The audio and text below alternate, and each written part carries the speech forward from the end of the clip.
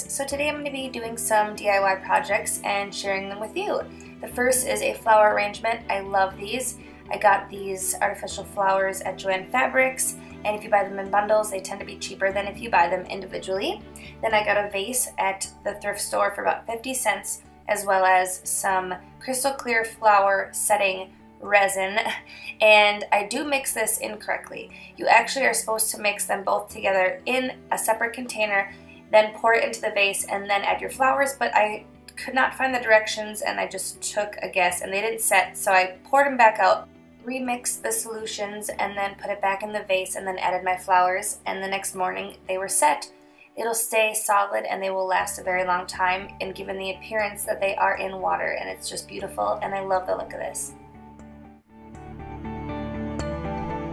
This next project is not so quick, but definitely worth the while. I found this shabby little lamp at a thrift store, and it was about $6, and I just saw a lot of potential in it.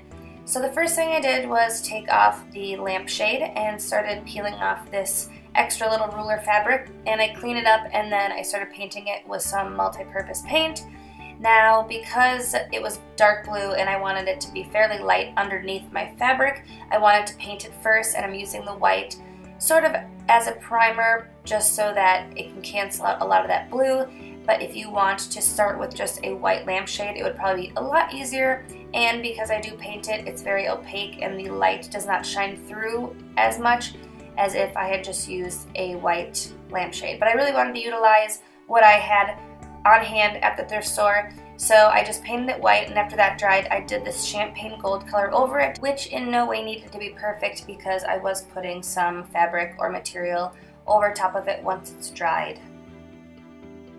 Once the lampshade has dried, I'm going to start attaching my fabric or my material, whatever you're using, and I got this frayed kind of fringy fabric at Joann Fabrics. It is a little more spendy if you want to pick out and buy fabric because you have to buy it by the yard, but if you have a scarf or an old skirt, that'll work just fine. But I'm just taking my hot glue gun and wrapping this around my lamp.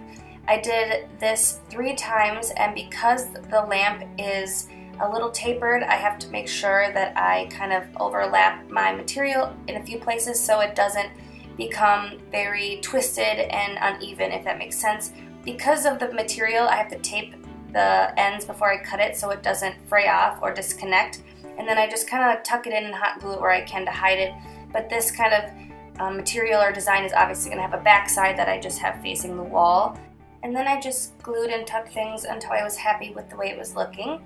I also attached a beaded ribbon along the bottom rim, but unfortunately I did not get that footage. And then you can see here I'm just cleaning it up until I'm happy with it.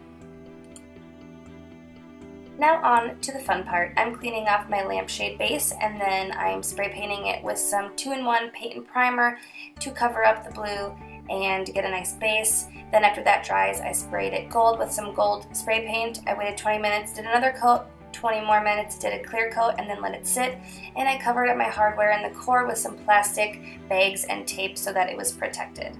And then once it's dry, you are all finished. You can pop your lampshade on, put your light bulb in, which is low heat, so there are no chance of flames, plug it in, and you are all set to go.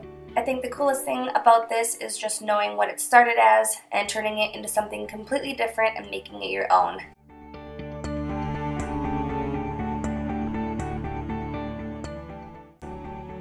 The last things I found were some candle holders at some garage sales, and I just took my spray paint and did them silver to match my living room or gold to match my bedroom and let them dry overnight. You need to spray them from far away so that it doesn't get any drippings, and then let them dry completely before you bring them into your home.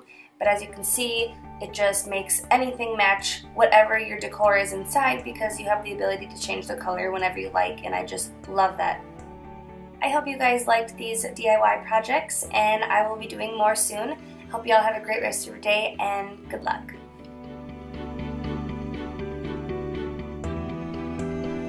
Hi guys, today I'm going to be doing a makeup tutorial. It's been a while since I've actually done a makeup tutorial